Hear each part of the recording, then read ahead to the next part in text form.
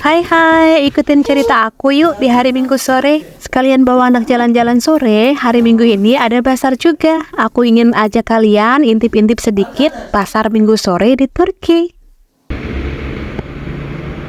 Cuaca bulan ini sudah banyak redup-redup memasuki musim dingin. Yuk langsung aja kita jalan. Sebelumnya aku mau ke market deket rumah dulu. Cuma mampir beli air mineral sih. Susan udah disambut hangat sama mbaknya. Kita tinggalin Susan dulu di luar biar main sama mbaknya. Ini salah satu market jika di Indonesia seperti Alfa atau Indomaret itu, franchise market gitu. Cuma market franchise seperti ini di Turki harganya lebih bersahabat dibanding market-market besar lainnya. Menurut aku sih. Kita ambil air mineral dulu. Aku cuma mau beli ini aja, nggak beli jajannya yang lain. Kita antri di kasa dulu. Ngomong-ngomong, di Turki jika pembayaran menggunakan card tidak ada minimum pembayaran. Contoh harga air mineral ini jika dirupiahin nggak nyampe 2.000 rupiah. Kita tetap bisa membayar menggunakan card. Karena seringnya pembayaran dengan ATM card, aku jarang mempunyai cash money. Tapi jika ke pasar seperti sekarang ini, jangan-jangan deh lupa bawa cash money. Karena penjual hanya menerima pembayaran tunai. Lihat Susan lagi tebak-tebakan nama sayuran, satu pakai bahasa Turki, satu pakai Inggris, nggak ada yang nyambung mereka. Şeftali. Kiraz. Bak, orada kal. Orada kal. Let's go. Çilek. Bebe abla. Dah yuk lanjutkan, kita mau jalan. 16 kilo. Jarak pasar Minggu ini tidak begitu jauh sih dari rumah, tapi tidak dekat banget juga. Dengan berjalan bisa dijadikan alasan buat olahraga juga, biar nggak majer kakinya, kan begitu ya. Tepat di bawah ini adalah jalan tol, dan di depan ujung itu ada apartemen, ada temen dari Indonesia yang stay di sana. Jika menggunakan mobil, jarak dari rumah ke tempat teman aku hanya 5 menit maksimalnya. Jika dibilang kota ini banyak orang Indonesia, nggak banyak juga sih. Tapi cukup lumayan di sekitar tempatku ini. Pasar kita di ujung sana. Gimana, jauh kagak? Jauh-jauh dekat ya. Yuk kita jalan lagi. Ngomongin orang Indonesia, jadi terkadang kita tuh mengadakan kumpul bareng di sini. Selain untuk silaturahmi, nggak jauh-jauh tujuan kita memanjakan lidah kita dengan masak makanan Indonesia. Di sini itu ada pelajar, ada pekerja, dan ada gelin. Gelin itu sebutan untuk menantu wanita di Turki. Di sepanjang jalan banyak aku melihat tumbuhan buah-buahan. Aku ingin kasih lihat kalian pohon zaitun yang sedang berbuah. Adakah kalian yang pernah melihat pohon zaitun sebelumnya? Ini seperti ini. Pohon zaitun yang sedang berbuah. Buahnya berwarna hijau karena masih muda. Kalau udah tua berubah menjadi hitam.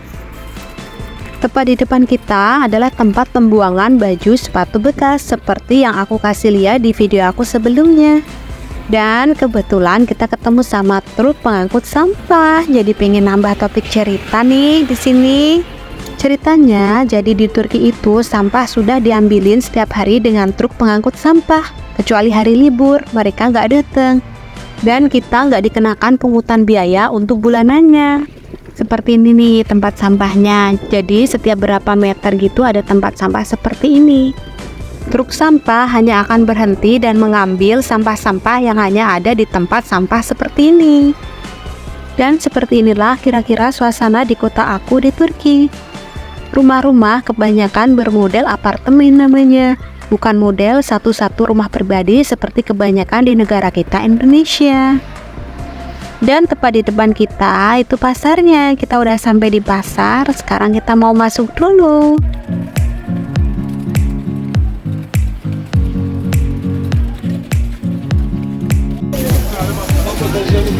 Tepat di pintu masuk kita udah disambut dengan lemon.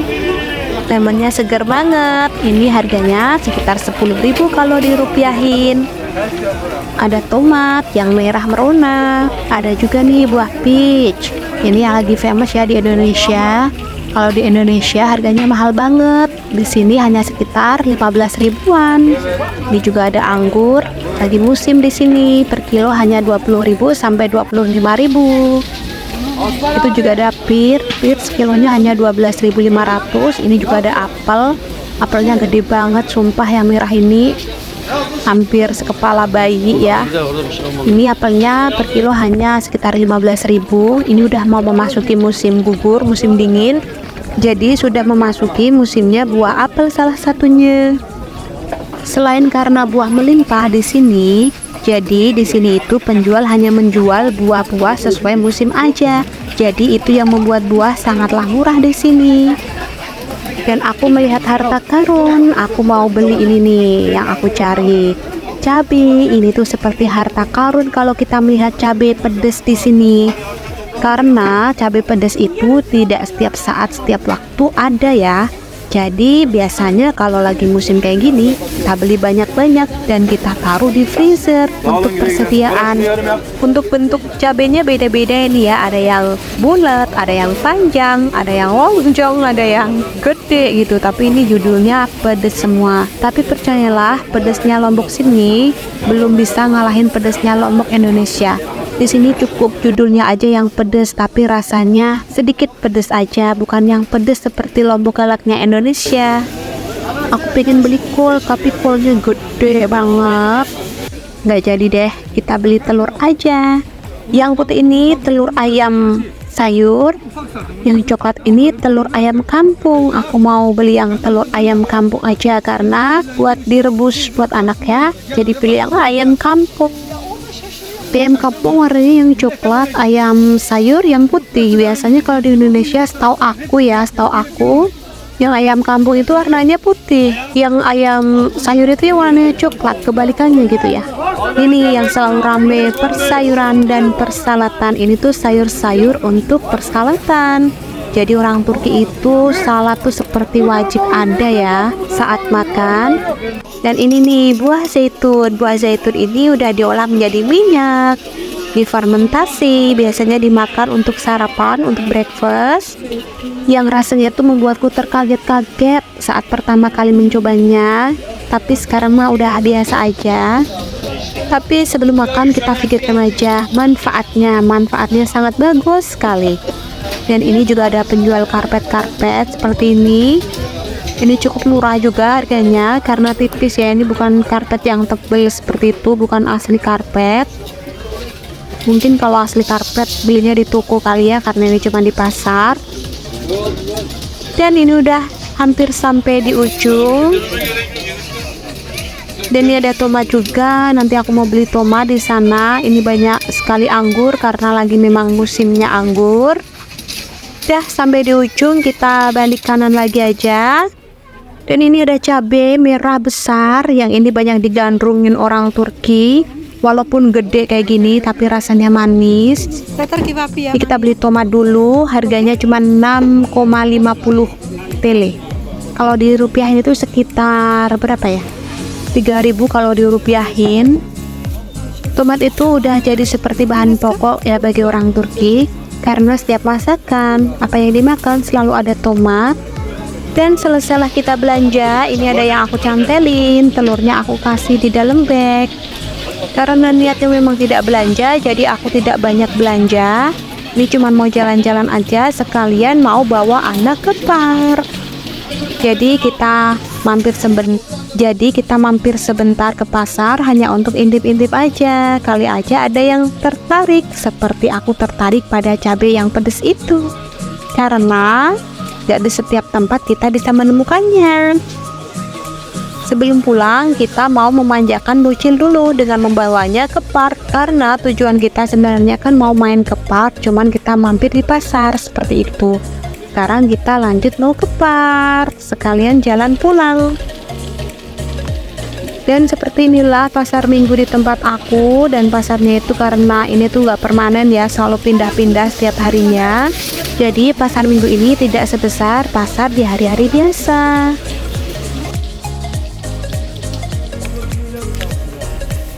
Aku minum dulu sebelum kita lanjut jalan lagi. Capek, jadi jarak dari rumah ke pasar ini kalau jalan kaki itu sekitar 10 menit kayak gitu, tidak begitu jauh. Sekarang kita lanjut lagi jalan, sekalian jalan pulang. Itu partnya cuma di situ, nggak begitu jauh. Di depan kita udah ada pohon yang udah mulai mengering seperti ini. Karena memang memasuki musim dingin itu pohon akan menggundulkan dirinya. Cara pohon itu bertahan hidup itu bukan mati, hanya kering aja. Nanti kalau udah datang musim semi akan bersemi lagi tumbuhannya, jadi hijau lagi. Sekarang kita udah sampai di area park. Di sini ada football area, ada park. Dan fasilitas seperti ini tuh free, nggak ada pungutan biaya sama sekali. Ini bisa dikatakan juga sebagai fasilitas dari pemerintah yang tetap dirawat dan dijaga karena memang ada pekerjanya yang selalu membersihkannya. Susan sudah tidak sabar berlari ke park.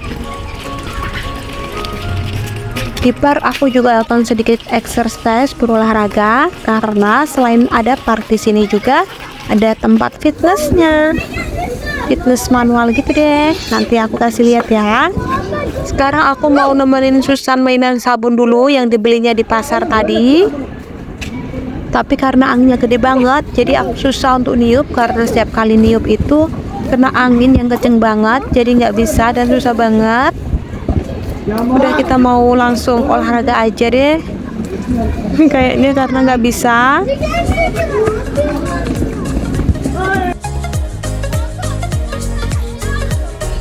Dari itu tuh tempat fitnessnya seperti itu. Langsung aja kita mau ke sana. Kita akan cobain satu persatu ya tempat fasilitas yang murce sekali karena free.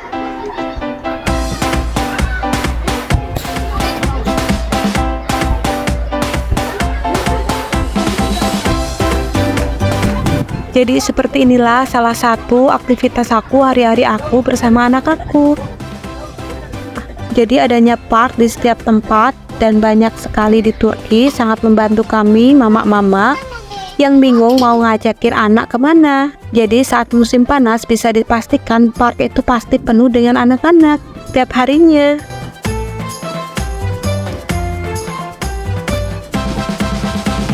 Bagaimana nih teman-teman pendapat kalian soal salah satu fasilitas di Turki? Komen ya di kolom komentar. Pokoknya kita puterin semuanya satu persatu, cukup deh buat kita nyari keringat. Asik juga sih seperti ini, jikalau bisa setiap hari, bisa support kita lebih semangat untuk olahraga. Tapi jika sudah memasuki musim dingin yang ada majer, karena dingin nggak mungkin kan kita mau keluar. Jadi seperti ini buat aku bisa dijadikan rutinitas hanya di musim panas aja sampai musim gugur. Selebihnya musim dingin ketemu musim semi kita majer di rumah.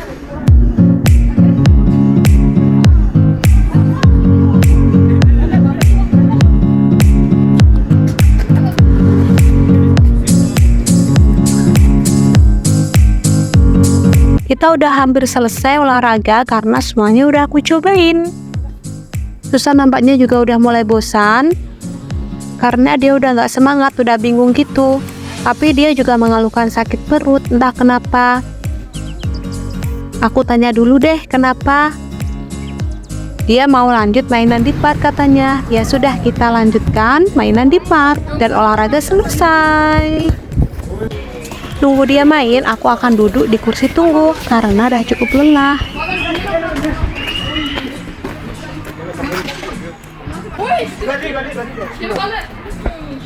Susan balik lagi turun dia. Ternyata dia dapat kode alam deh. Ternyata sakit perutnya itu karena dia dapat kode alam dan dia ngajakin pulang. Ya udah deh, terpaksa kita pulang dulu ya. Jadi Susannya cancel main di park karena dia ngajakin pulang, dia udah resah. Mari kita pulang. Dan sampai di jalan dia kelupaan bawa mainan sabunnya dan dia ngambil lagi ke sana. Oke. Let's go. Yuk kita jalan lagi. Cancel deh main park hari ini. Next time insya Allah kita ketemu di next video, kita main di park bareng lagi. Kita hampir sampai di jembatan di atas jalan tol. Kalau udah sampai situ udah deket banget dengan rumah aku. Jalan-jalan di Turki itu selalu ada trotoar, jadi itu membuat kita merasa aman sebagai pejalan kaki. Kita sudah sampai jembatan ini lagi dan sedikit lagi sampai rumah. Ngomong-ngomong, setelah sampai rumah, aku juga harus segera mempersiapkan menu dinner. Tapi untuk menu dinner hari ini, aku udah masak tadi pagi. Jadi tinggal persiapan aja gitu. Ini aku cepet-cepet ya, karena susahnya keburu kebelet. Dan sampailah kita di rumah. Aku langsung ingin siapkan makanan untuk dinner, sedangkan Susan udah diurus sama ayahnya.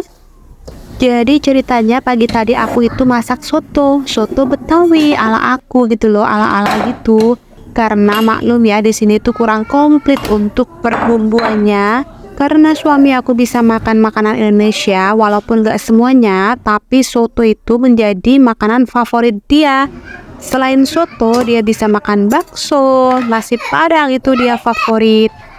Cukup mudah sih kalau suami aku soal makanan, dia makan apa aja yang aku masak. Jadi cukup mudah juga buat aku untuk masak apa aja. Sekarang tinggal kita kasih kuah sotonya dan daging sapinya. Ini aku kasih topping wortel dan kentang goreng. Jadi nggak ada pertogean atau kasih kol gitu, topping-toppingnya nggak ada, cuman topping ini aja. Jadi ini judulnya tuh soto minimalis ya, alias minim topping gitu. Tapi udah gini aja, suamiku udah suka. Terus biasanya kalau soto Betawi itu ada empingnya ya. Ini aku nggak kasih emping karena suami aku nggak suka.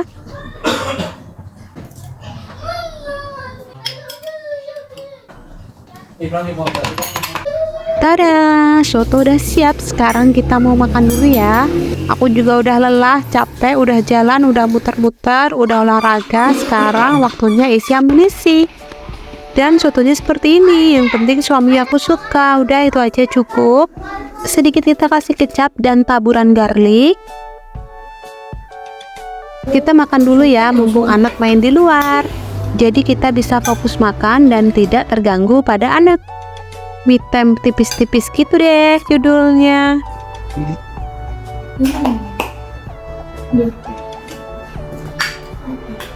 Suami minta tambah lagi untuk kuahnya, katanya enak dan dia nawarin aku buat nambah lagi. Ya udah aku minta tambah lagi aja. Kalau kuahnya banyak kan enak. Enak.